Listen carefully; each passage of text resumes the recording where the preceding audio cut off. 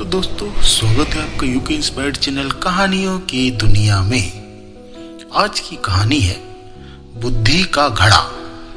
यूं तो हम सभी जानते हैं कि बादशाह अकबर के दरबार में 9 रत्न थे और उन 9 रत्नों की चर्चा पूरे राज्य में होती थी और इन 9 रत्नों की चर्चा दूर दूर तक कई राज्यों तक थी। और अकबर और बीरबल का रिश्ता राजा और मंत्री से बढ़कर भी कुछ था। बीरबल राज्य की सभी समस्याओं का समाधान बहुत ही आसानी से कर देते थे। अब बादशाह अकबर भी बीरबल को बहुत मान सम्मान देते थे।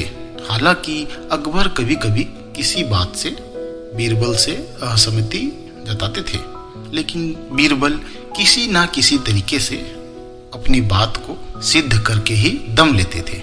ऐसे ही किसी बात पर जब चर्चा चल रही थी दरबार में, तो बादशाह अकबर बीरबल से किसी बात पर नाराज हो गए और बादशाह अकबर का क्रोध इतना बढ़ गया कि उन्होंने बीरबल को अपने राज्य से चले जाने का आदेश दे दिया। अब बीरबल क्या करते? बीरबल ने भी बादशाह अकबर का आदेश स्वीकार किया और राज्य छोड़कर दूसरे गांव में शरण ले ली। अब बीरबल जिस गांव में रह रहे थे और वहां खेती किसानी का काम करते थे। दिन में वह खेती किसानी का काम देखते थे किसान के यहाँ। अब अकबर जब दरबार लगा तो अकबर को राजकाज के कामों में बीरबल की अब याद सताने लगी।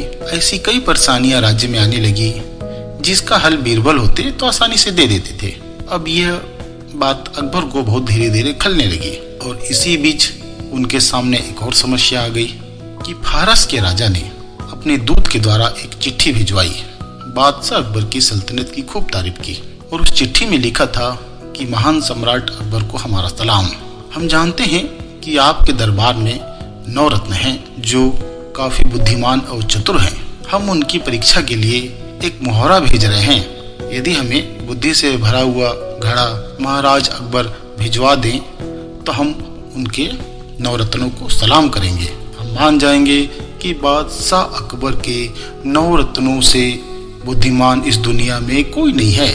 अब जब यह पैगाम फारस का जब दूत बादशाह अकबर के दरबार में आया और बादशाह अकबर को जब वो पैगाम सुनाया गया तो अकबर बड़े चिंतित हो गए।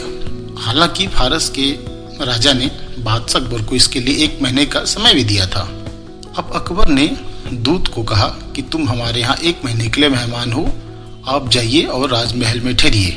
दूत के जाने के बाद अकबर ने अपने बाकी सलाहकारों और मंत्रियों से पूछा, इस प्रश्न का उत्तर किसी के पास है कि बुद्धि से भरा हुआ घड़ा हम फारस के राजा को कैसे भेजें? अब सभी मंत्री एक दूसरे का चेहरा देखने लगे कि अरे, बुद्धि से भरा हुआ घड़ा कहाँ से लाया जाएगा? फारस के राजा ने यह कैसा प्रश्न किया है? अब इनमें अकबर के दरबार के एक मंत्री थे, मुल्ला दो प्याजा। वो उठे, बोले महाराज, ऐसे कैसे हो सकता है? बुद्धि से भरा हुआ घड़ा कोई कैसे दे सकता है? अरे बुद्धि कोई खाने पीने की चीज है या कोई ऐसी वस्तु है जो हम मार्केट से लाएं और लाके फारस के राजा को दे दें? अरे बुद्धि तो आदमी के दिमाग में होती है, उसको हम फारस के राजा को घड़े में कैसे भेज सकते हैं? अब अकबर भी बड़े परेशान हो गए कि बोले ठीक है, कल दरबार में देखेंगे। अब रात भर अकबर सोचते रहे कि अरे, अगर फारस के राजा के सामने हमारा मान सम्मान और इज्जत गिर गया तो मुगलिया सल्तनत की नाक कट जाएगी। फिर उन्हें अचानक बीरबल की याद आने लगी कि काश बीरबल होते तो हमें इतना परेशान नहीं होने देते। फिर दूसरे दिन अकबर ने सोचा कि चलो एक घोषणा करवाई जाए। दूसरे दिन दरबार में अकबर ने अपने मंत्रियों को एक घोषणा करने का आदेश दिया कि जाओ बीरबल को खोज के लाओ। अब सिपाही गए, इधर उधर खूब तलाशे, लेकिन बीरबल तो मिल ही नहीं रहे थे। थक हार कर अकबर ने एक युक्ति लगाई। अकबर ने एक आदेश निकलवाया कि जो कोई भी इस राज्य में बुद्धि से भरा हुआ घड़ा हमें लाकर देगा तो हम उसी घड़े में उसे हीरे जवाहरात भरकर वापस करेंगे। अब यह घोषणा पूरे राज्य में फैल गई और आसपास के कई राज्यों तक गई। सभी किसान, सभी व्यक्ति राज्य के अपने अपने दिमाग लगाने लगे। अब यह बात बीरबल तक भी पहुंची। अब जब उस गांव के मुखिया ने यह आदेश पढ़ा, जब यह खबर बीरबल तक पहुंची तो बीरबल जिस किसान के यहाँ रह रहे थे, उन्होंने इस किसान को बोला कि मुझे एक घड़ा दीजिए। और बीरबल ने उसमें एक छोटे से तरबूज को डाला और उसमें मिट्टी डाल दिया बेल सहित, और उसका 1 महीने तक इंतजार किया। अब जब 1 महीने बाद समय आया बादशाह अकबर की घोषणा का जवाब देने का, तो बीरबल ने उस किसान को कहा कि बाबा, आप ये घड़ा लेकर बादशाह अकबर के दरबार में जाइए और उन्हें कहिए कि यह एक बुद्धि से भरा हुआ घड़ा है और इस बुद्धि को यदि निकालना है तो घड़े को बिना तोड़े ही निकालना पड़ेगा। अब वो बुजुर्ग किसान अकबर के दरबार में पहुंचा और उसने बीरबल की कही सारी बात अकबर को बता दी। अब अकबर तुरंत समझ गए, ऐसा जवाब तो सिर्फ बीरबल ही दे सकते हैं। उन्होंने तुरंत किसान से पूछा कि सच सच बताओ, ये बुद्धि से भरा हुआ घड़ा सुलझाने का विचार तुम्हें किसने दिया? तो इस किसान ने पूरी बात महाराज अकबर को बता दी कि कैसे कुछ समय पहले एक ज्ञानी विद्वान आदमी हमारे घर आए और हमारे साथ तभी से रह रहे हैं। उन्होंने ही मुझे आपसे महाराज ये बुद्धि से भरा हुआ घड़ा देने के लिए कहा था। अब अकबर तुरंत खुश हो गए।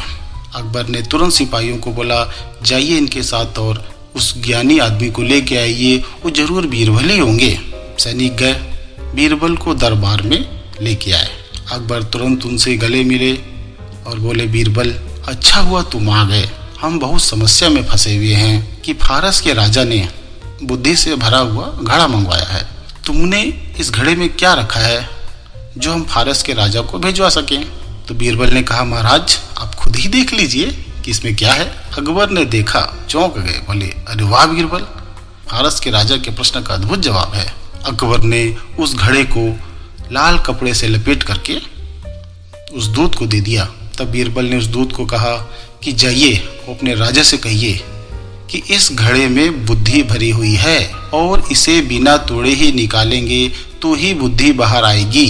वह दूत भी देख के सकपका गया और वापस फारस के राजा के पास गया। जब फारस के राजा ने वो लाल कपड़ा हटाया तो देख के दंग रह गया। दूत ने सारा वृत्तांत उस फारस के राजा को बताया कि कैसे वहां 9 रत्नों में एक बीरबल नाम के व्यक्ति ने आपके इस प्रश्न का बड़ी आसानी से जवाब दिया हुजूर। फारस के राजा ने भी उसके बाद अपनी हार तुरंत स्वीकार कर ली और बादशाह अकबर को फिर से एक पैगाम भेजा, हम आपके 9 रत्नों को सलाम करते हैं और खासकर आपके जो बुद्धिमान और चतुर मंत्री हैं बीरबल, उन्हें तो हम तहे दिल से सलाम करते हैं। तो दोस्तों, इस कहानी से हमें यही सीख मिलती है कि दुनिया में ऐसी कोई समस्या नहीं है जिसका हम अपनी बुद्धि का यदि सही प्रयोग करें तो उसका समाधान हम निकाल सकते हैं। तो दोस्तों, इस चैनल पर हम ऐसी कहानियाँ लगातार लाते रहते हैं। चैनल को लाइक एवं सब्सक्राइब अवश्य करिएगा। धन्यवाद।